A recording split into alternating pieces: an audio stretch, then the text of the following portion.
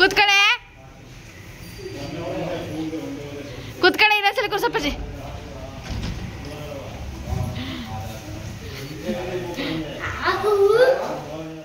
Hi hello ನಮಸ್ಕಾರ, welcome back my YouTube channel. ಯಾರೆಲ್ಲ ಇನ್ನೂ ನನ್ನ ಚಾನಲ್ನ ಸಬ್ಸ್ಕ್ರೈಬ್ ಮಾಡಿಲ್ವೋ ದಯವಿಟ್ಟು ಬೇಗ ಹೋಗಿ ಸಬ್ಸ್ಕ್ರೈಬ್ ಮಾಡಿ, ಹೀಗೆ ಸಪೋರ್ಟ್ ಮಾಡ್ತಾಯಿರಿ.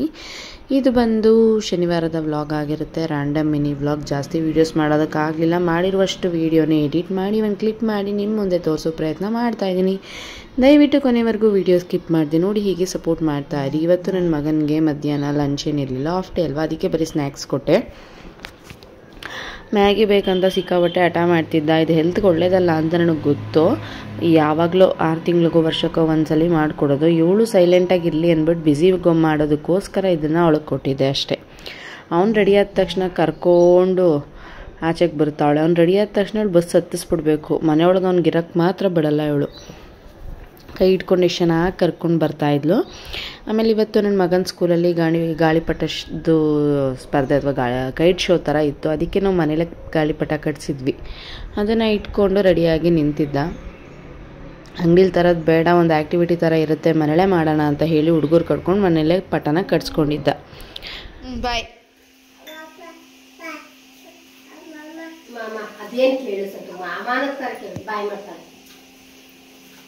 ಬ್ಯಾಗ್ ಯಾವುದಾದ್ರೂ ಆಗಲಿ ನಾವು ಬಾಯಿ ಹೇಳ್ತಾ ಇರ್ಬೇಕು ಅಷ್ಟೇ ಅನ್ನೋದು ನಮ್ಮ ಚುಬ್ಬಿ ಪಾಲಿಸಿ.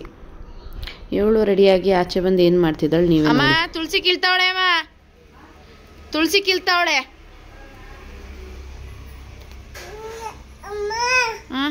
ಇವತ್ತಿನ ತಿಂಡಿಗೆ ನಮ್ಮ ನ್ಯಾಷನಲ್ ಫುಡ್ ಚಿತ್ರಾನ್ನ ಮಾಡ್ಕೊಂಡಿದ್ವಿ. ಚಿತ್ರಾನ್ನ ಅಂತೂ ಸಖತ್ತಾಗಿತ್ತು. ಇದಾದ್ಮೇಲೆ ನನ್ನ ಮಗಳು ಯಾವ ರೀತಿ ಕ್ವಾಟ್ಲೆ ಕೊಡ್ತಾವ್ರು ನೋಡಿ.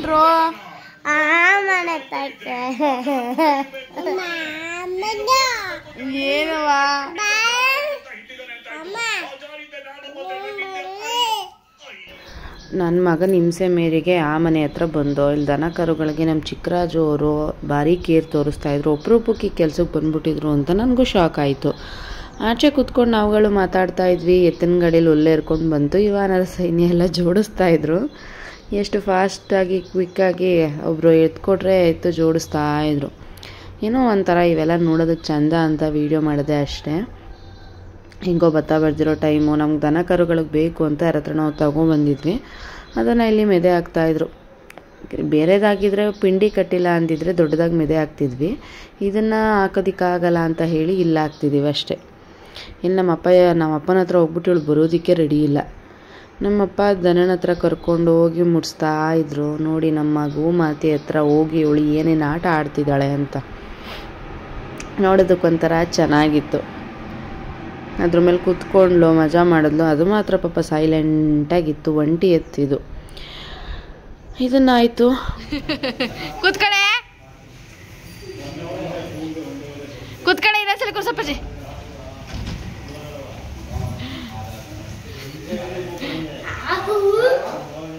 ಸದ್ಯ ಹುಲ್ಲೆಲ್ಲ ಮೆದೆ ಕಟ್ಟಾದ್ಮೇಲೆ ಜೋರು ಮಳೆ ಬಂತು. ಈ ಮಳೆ ಯಾವ ಟೈಮಲ್ಲಿ ಸುರಿಯುತ್ತೋ ಇವಾಗ ಹೇಳೋದಕ್ಕೆ ಆಗಲ್ಲ.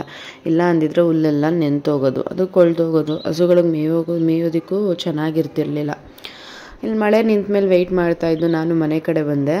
ಹಾಗೂ ಬೇಕ್ರಿಲಿ ಏನಾದರೂ ತಿನ್ನೋಣ ಅಂದ್ಕೊಂಡೆ. ತುಂಬ ಜನ ಹುಡುಗರು ಕೂತಿದ್ರು. ಹೋಗೋದಕ್ಕೆ ಮನಸ್ಸಾಗಲಿಲ್ಲ ಅಂತ ಮನೆಗೆ ಬಂದು ನನ್ನ ಮಗನಿಗೆ ಸ್ವಲ್ಪ ಹೋಮ್ವರ್ಕ್ ಮಾಡಿಸ್ದೆ. ಸ್ವಲ್ಪ ಹಾಗೆ ಲೈವ್ ಮಾಡಿಕೊಂಡೆ. ಹೋಮ್ವರ್ಕ್ ಮಾಡಿಸಿ ಸ್ವಲ್ಪ ಟೆಸ್ಟ್ಗಳಿದ್ವು, ಅದಕ್ಕೆ ಒಂದಷ್ಟು ಪ್ರಾಕ್ಟೀಸ್ ಕೊಟ್ಟೆ. ಇದಾದಮೇಲೆ ಈ ಕಡೆ ನೋಡಿ ಹುಡುಗರು ನನ್ನ ಮಕ್ಳಿಗೆ ಚೆನ್ನಾಗಿ ಕೇರ್ ಮಾಡ್ತಾನೆ. ಇವರಿಬ್ಬರು ಇವನನ್ನು ನೋಡ್ಕೋತಾ ಇದ್ದರೆ ಸುಶಾನ್ ನನ್ನ ಮಗಳನ್ನ ನೋಡ್ಕೋತಾ ಇದ್ದ. ನನಗಂತೂ ಇದನ್ನು ನೋಡೋದಕ್ಕೆ ತುಂಬಾ ಖುಷಿಯಾಯಿತು. ಇದಾಗಿತ್ತು ನನ್ನ ಶನಿವಾರದ ವ್ಲಾಗ್. ಜಾಸ್ತಿ ವೀಡಿಯೋಸ್ ಮಾಡೋದಕ್ಕಾಗಲಿಲ್ಲ, ಆದರೂ ಜಸ್ಟ್ ವಾಚ್ ವರ್ಕ್ ಸಲುವಾಗೇ ಇದನ್ನು ವೀಡಿಯೋ ಮಾಡಿ ಹಾಕ್ತಿದ್ದೀನಿ. ಡಿಲೀಟ್ ಮಾಡೋದಕ್ಕೂ ಮನಸ್ಸಾಗಲಿಲ್ಲ.